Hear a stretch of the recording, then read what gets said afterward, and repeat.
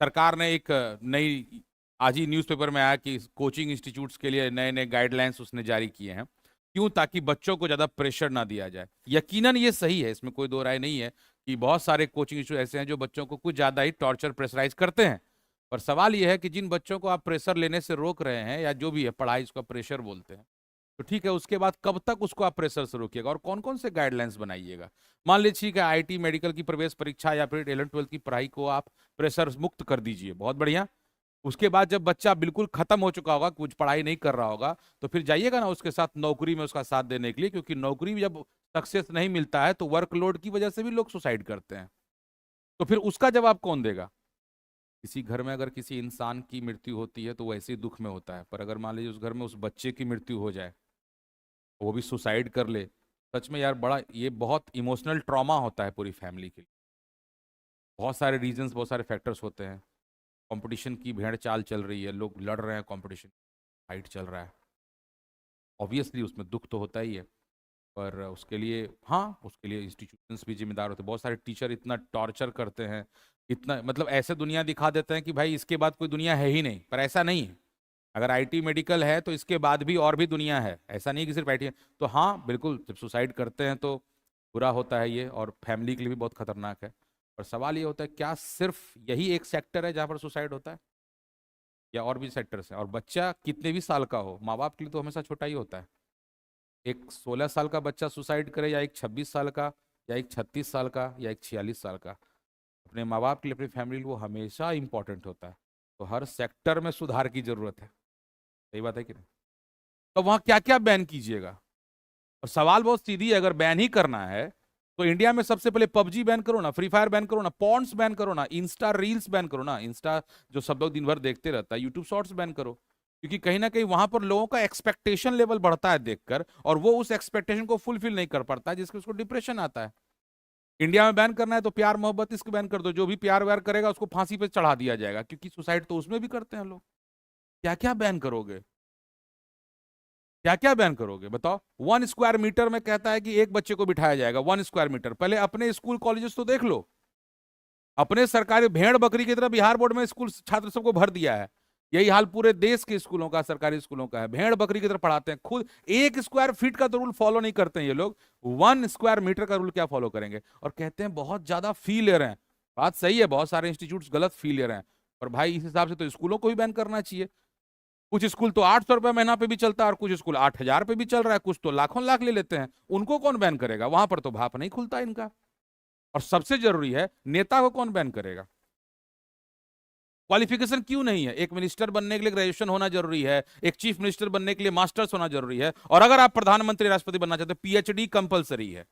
कम से कम 5 साल सरकारी नौकरी करना जरूरी है। आपके बेरोजगार लोगों के मुख्यमंत्री प्रधानमंत्री बनने से आइडिया भी है, कितने सारे लड़कों को एक जोश मिलता है, अच्छा पढ़ने की जरूरत नहीं है, हम अगर सिर्फ ऐसे भी रह जाएंगे तो देश के मुख्यमंत्री प्रधानमंत्री बन सकते हैं। इस वजह से कितने लोगों ने पढ़ाई छोड़ दी है। बोले नेता को बैन करो।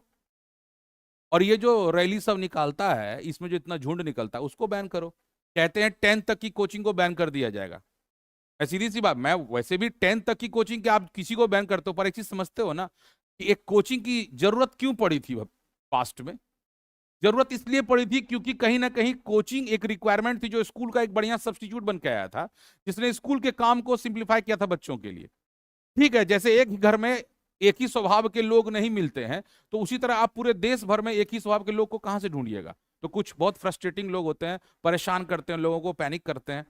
लेकिन आप एक दो लोगों की वजह से, एक दो इंस्टीट्यूट, राजस्थान में अगर किसी बच्चे ने किसी खास इंस्टीट्यूट में जाकर सुसाइड कर लिया, तो पूरे देश भर का इंस्टीट्यूट के लिए बदनाम हो गया। तो उस इंस्टीट्यूट के बारे में बात क्यों नहीं होती जहां पर कि बच्चों को हेल्प किया जाता है कि आप ऐसा कुछ ना करें? उन टीचर्स के बारे में बात क्यों नहीं होती जिसने कम से कम अपने टीचिंग लाइफ में 100 से अधिक बच्चों को मदद किया होगा कि आप इस तरह का कोई अटेम्प्ट ना लें? उसके लिए क्या गाइडलाइन? उसके लिए कोई राष्ट्रपति पुरस्कार है क्या? बैन करने के लिए क्या आप कंडीशंस, आप प्रेशर देते हो, आप प्रॉब्लम देते हो। बिना प्रेशर की जिंदगी चलेगी? फिजिक्स कहता है कि अगर टेंशन ना हो तो बॉडी स्लैक कर जाती है। आप कहां टेंशन नहीं दोगे? पढ़ाई में टेंशन, कहते हैं कि छुट्टी इतना दीजिए कि वो अपने घर के साथ गुड मोमेंट्स बिता सके। अरे वो घर जाएगा तो भी वो पबजी फ्री फायर खेलेगा, आप उसको बैन करो। मैंने कहा ना, देश भर में अगर सब कुछ बैन करना है तो इन चीजों को बैन करो। सबसे पहले गेम सारे बैन कर दो। एंटरटेनमेंट के लिए जाके बाहर आउटफील्ड पे क्रिकेट खेलो, बैडमिंटन खेलो, फुटबॉल खेलो, स्विमिंग करो, बाहर के आउटडोर एक्टिविटीज करो। बैन करो सारे गेम को। इंडिया में गेम ही बैन होना चाहिए। पॉन्ड बैन करो। झक मारते रहता है सब लोग, देख देख के दिमाग खराब करता है। आज इंडिया में इतने सारे रेप होते हैं, इसके लिए वो भी एक जिम्मेदार चीज है, उसको बैन करो ना। एजुकेशन को प्रोवोक करना चाहते हो, एजुकेशन बढ़ाना चाहते हो, बढ़ाओ। प्रेशर को कम करना है। अरे इस तरह से प्रेशर कम नहीं होता है। प्रेशर रूट लेवल पे, ड्रीम से लेवल पे टीन बना के बैठा हुआ है, पैसा लाखों लाख बुड़ा देता है और उसके लिए सुसाइड कर देता है, तो उसको ड्रीम से लेवल को बैन क्यों नहीं करते हो? उसमें गाइडलाइंस जारी क्यों नहीं करते हो?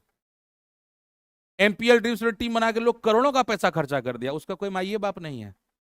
और जो अभी कुछ दिन पहले के पाठक ने यहां पर रूल्स रेगुलेशन जारी किया था, वही सेम कॉपी पेस्ट रूल्स उसने दिया हुआ है। यानी कहीं ना कहीं दो बातें, या तो उन्होंने के पाठक के रूल्स रेगुलेशन को कॉपी पेस्ट किया, या खुद के पाठक ही चले गए वहां पर रूल्स बनाने के लिए। जो भी हो, बात बहुत सीधी है। कहता है स्कूल टाइम पे कोचिंग नहीं चलाना है। बात समझो, स्कूल टाइम पे कोचिंग नहीं चलाना है। अरे बहुत बढ़िया, मत चलाओ, लेकिन ये कौन डिसाइड करेगा कि स्कूल कब चलेगा? बहुत सुबह क्लास नहीं ले सकते, बहुत रात तक, तो पढ़ाए कब? निकलवा दो आईटी मेडिकल सब। अरे अगर किताबों से ज्ञान होता ना, तो दुकानदार सबसे अधिक ज्ञानी होता। किताबों से अगर ज्ञान होता तो दुकानदार से, उसके पास तो सब किताबें हैं। आज हम वकील बनेंगे, आज हम आईएएस बनेंगे। नजर स्टूडेंट के पास होता है, पर नजरिया उसको शिक्षक देते हैं। शिक्षक की जरूरत है उसको। बहुत सुबह नहीं आना है, बहुत रात में नहीं पढ़ना है, दिन में पढ़ना ही नहीं है क्योंकि स्कूल का टाइम है। डमी स्कूल बैन करो, ठीक है बैन करो ना भाई डमी स्कूल, सब वो अच्छी बात है, पर उन स्कूलों को बैन करो ना जो बेवजह पैसा लेते हैं। क्यों नहीं देश भर में एक फीस लागू होता है? एक गरीब आदमी, रिक्शा चलाने वाले का बेटा क्यों नहीं बड़े स्कूल में जाके पढ़ सकता है? लेगा एडमिशन? कभी नहीं लेगा। पटना के सबसे बेस्ट स्कूल में एडमिशन करवा दो किसी गरीब आदमी के बच्चे का, तो मान जाए। सबसे पहले तुमको अंग्रेजी बोलने आता है, क्यों? हिंदुस्तान में अंग्रेजी बोलना क्यों जरूरी है? हिंदुस्तान ऐसे देश में इंग्लिश बोलना क्यों जरूरी है? क्यों ये गाइडलाइन है हिंदुस्तान में इंग्लिश बोलने का? तो पहले उसको बैन करो। मान जाएगा ना जितने बड़े बड़े स्कूल हैं यहाँ पर, मैं किसी का नाम नहीं लूंगा, पर जितने ही बड़े बड़े स्कूल हैं, तुम सब ने पढ़ा है, 4,000 5,000 तो एवरेज महीना लेता है सब, और साल भर में 40,000 एक एनुअल फीस लेता है। उसको कौन रोकेगा? उसके लिए कोई गाइडलाइन क्यों नहीं है?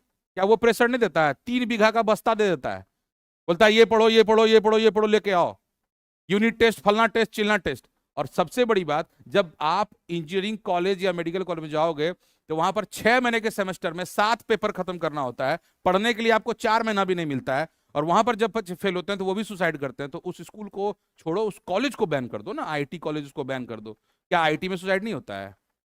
एक अच्छा कवर ड्राइव शॉट मारने के लिए विराट कोहली का, जो तुम देखते हो करके मारा, वाह क्या शॉट है, उसके लिए वो 4,000 बार वैसे शॉट्स मारता है।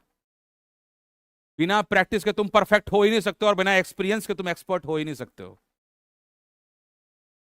प्रेशर कहां तक भागोगे? प्रेशर से बच्चों को प्रेशर मत दीजिए, वो सुसाइड कर रहे हैं, बताइए। जिस जिस एक्टिविटीज में सुसाइड हो रहा है उस एक्टिविटीज को बैन करो ना। अभी एक पुलिस विभाग के आदमी ने अपने आप को गोली मार ली, अभी हाल फिलहाल 2 बच्चा है, उसको अनाथ छोड़ के चला गया, तो पूरे पुलिस विभाग को बैन कर दो, करो बैन। सही है ना? डीएम ने सुसाइड कर लिया था, ट्रेन से कूद गया था, तो पूरे डीएम विभाग को बैन करो। काम पर लोड नहीं होना चाहिए इतना। क्या क्या बैन करोगे यार, क्या क्या बैन करोगे?